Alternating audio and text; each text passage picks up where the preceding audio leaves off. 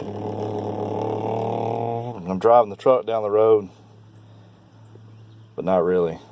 This is going to be an update on the 88 GMC Sierra Project 500. Probably ain't worth that now, seeing how's all the problems I've had with this truck, but today I'm just kind of doing an update on the steering column process. As you can see, I don't have one. Pretty much tried to fix it, and everything that goes wrong in those things went wrong. Everything in there was pretty much toasted.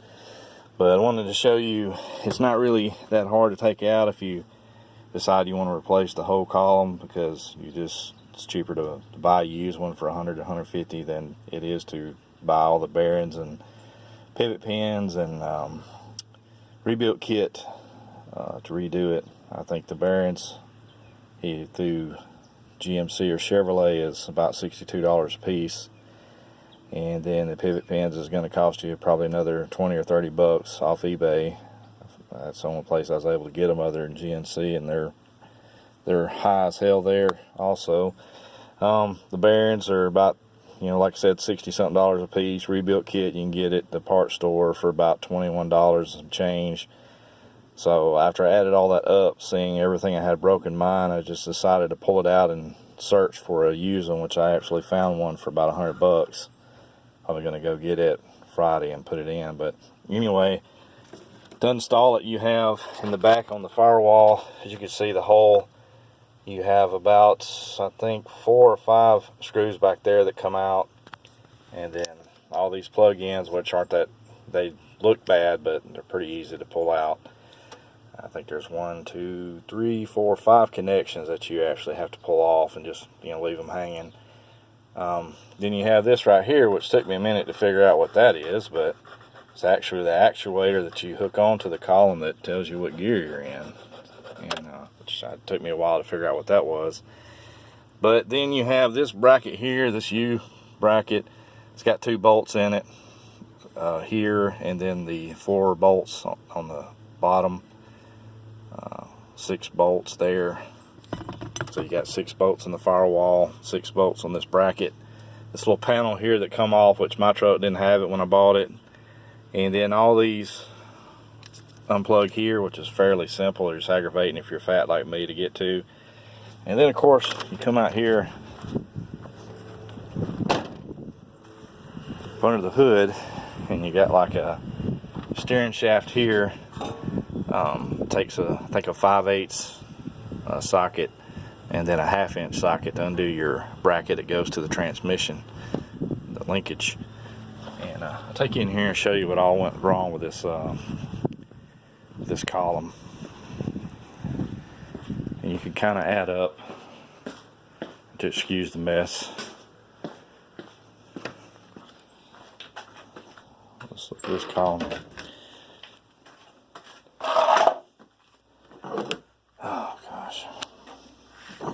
If you got a son, you can't never keep nothing clean, because they're always pulling crap out and not putting it back.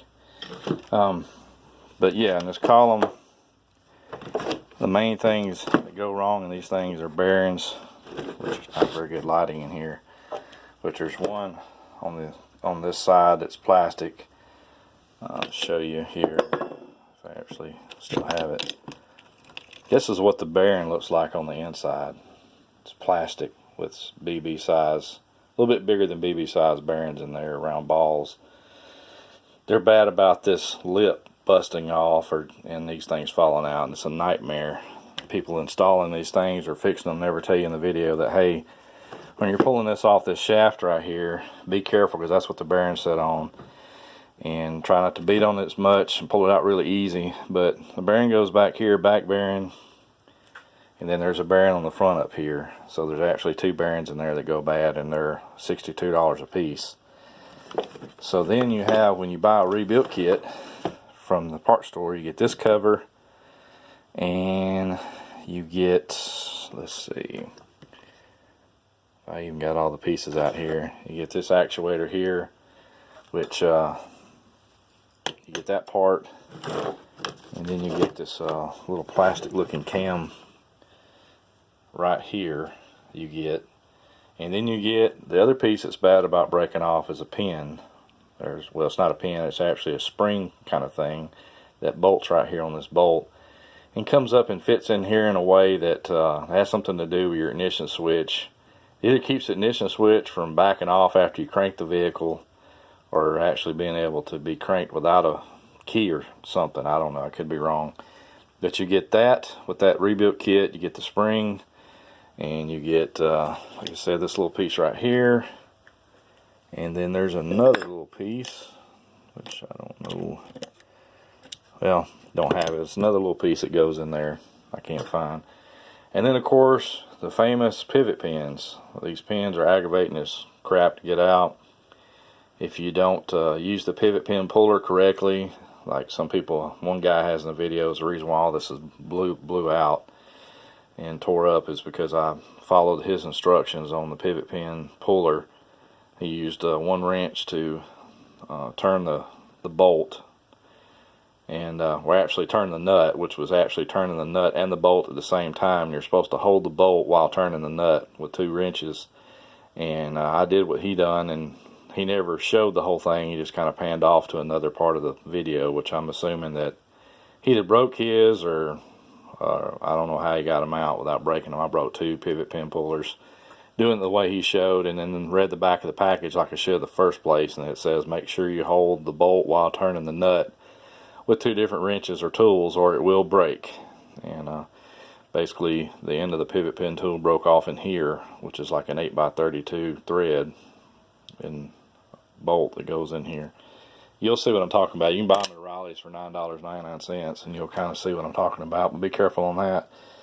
But anyway, yeah, the things that are bad to break is, of course, your turn signal switch is bad.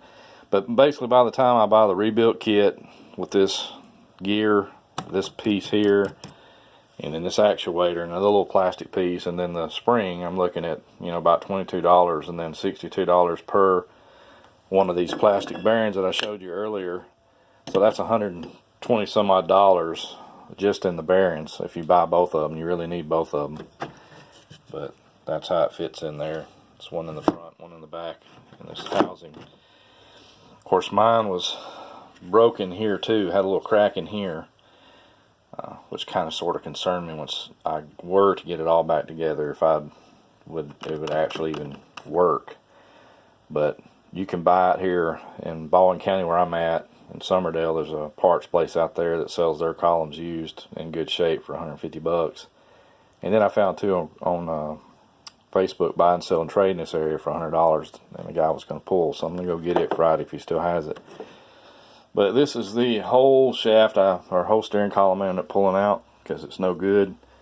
It'd be cheaper for me to buy one than buy all the parts to put this one back together, but I'm just going to keep this one as a spare to pull parts, even though, hell, most of the parts here aren't any good.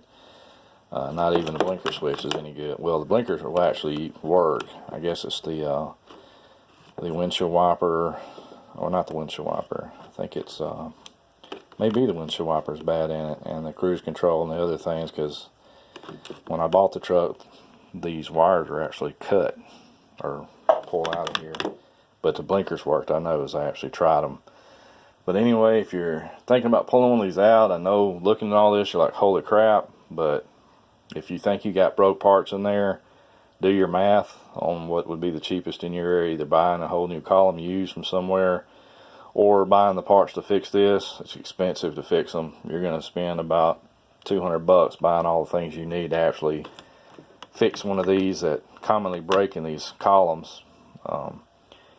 But a lot of the small parts that came out of it, to me, it's more feasible if you know that you have a lot of broke parts to buy a column. But if you think it's just the 4 bolts in the back that needs to be pulled out and Loctited and then bolted back down, which are basically whenever you pull one apart to fix it, it's going to be 4 bolts around that shaft. You can actually see one down at the bottom left. There's 4 of those. And you pull those out and put Loctite on them and tighten them back out. I suggest pulling one out at a time, but mainly if your shit was shaking around as bad as mine, two of them was about to fall out. They were just sitting in there. But anyway, I just thought I'd make a short video on the progress. Hopefully by next Friday, if I get this column in, I can have it in a few hours. And maybe I'll get to go for a ride in this thing finally after 4 months. But it's just kind of an update on what's going on with the truck if you're interested. I got a total of 5 whole big followers. But if any of you 5 followers are kind of wondering what's happened to it and why I hadn't put a video out, which I'm going to do a lot of videos on the truck, a lot of burnouts and maybe a few road races. I got a few buddies that's got some trucks that want to pull me, even though mine is just basically stock, other than the Vortec 350 that's in it with a Pro Comp intake and a Edelbrock carburetor and headers. It's all, the inside of the engine is all stock. If you're interested in watching in there, just kind of follow me around and subscribe and like or dislike. Anyway, this is Paul Barks Garage signing off.